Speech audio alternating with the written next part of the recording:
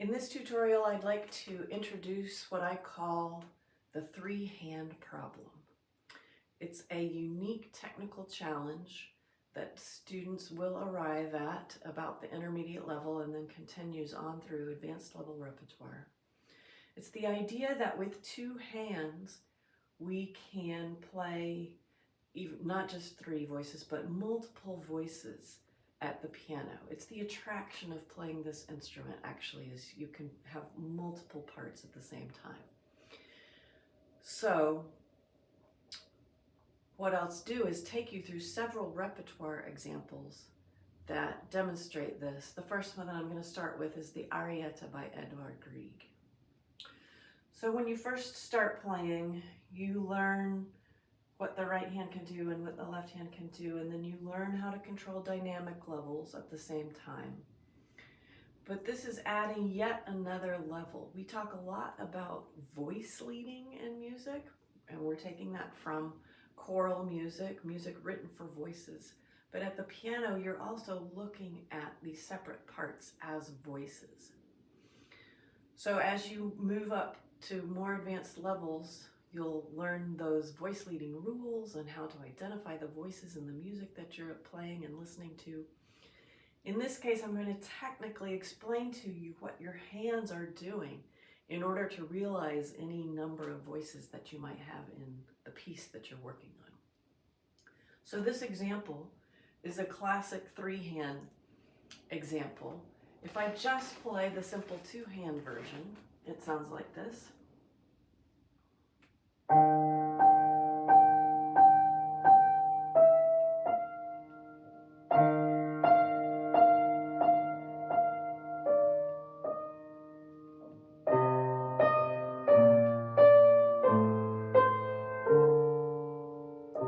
And it keeps going.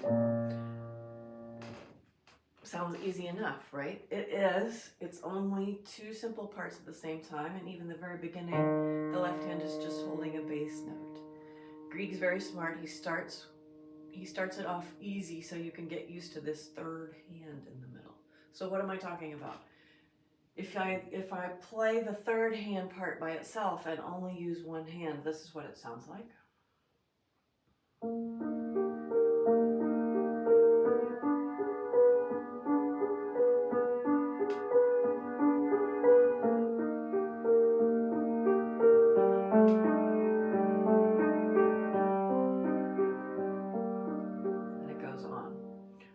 So that looks easy enough. If I'm able to stretch across an octave arpeggio, then that's doable.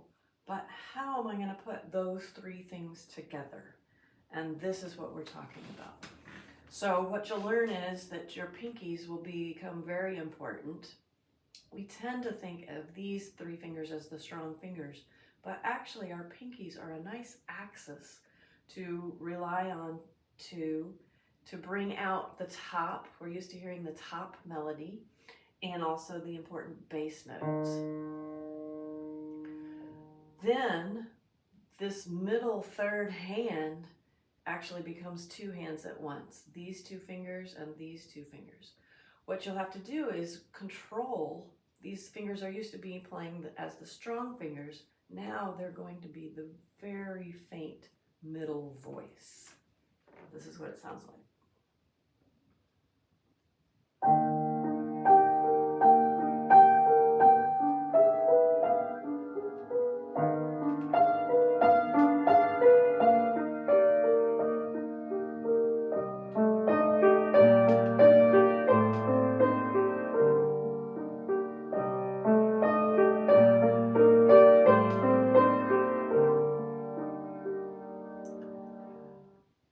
So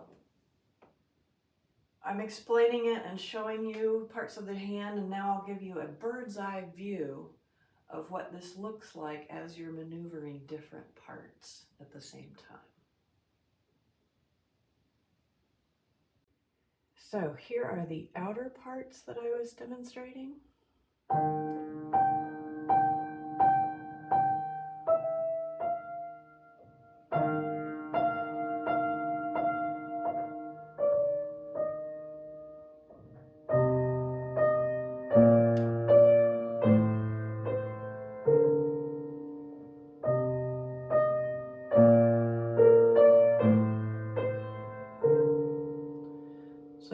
notice I'm practicing with the fingers that I would actually use when I'm putting all parts together.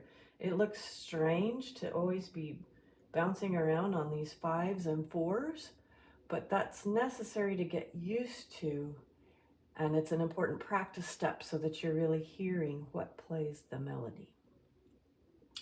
Here's the middle voice, the middle part by itself. And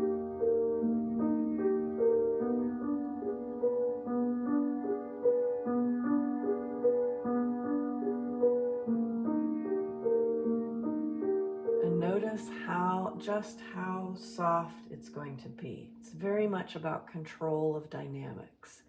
So you might see one dynamic level at the beginning of a piece like this, but these will sound different than the inner voice, especially because there are more notes. If I play them all the same,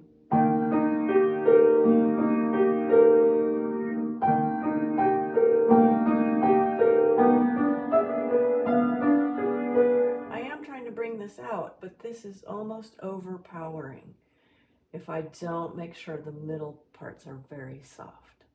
So here's this complete phrase again with all parts together.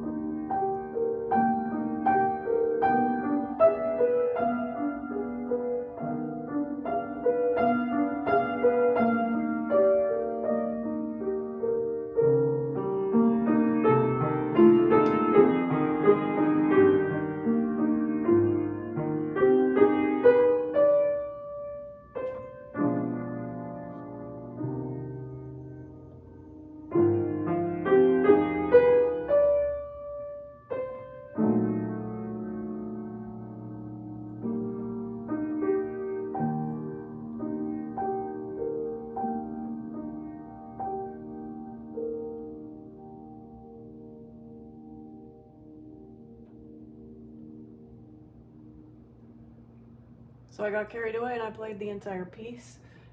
In some cases I maneuvered with fingers that I wasn't quite ready with. You'll notice this is a tricky spot.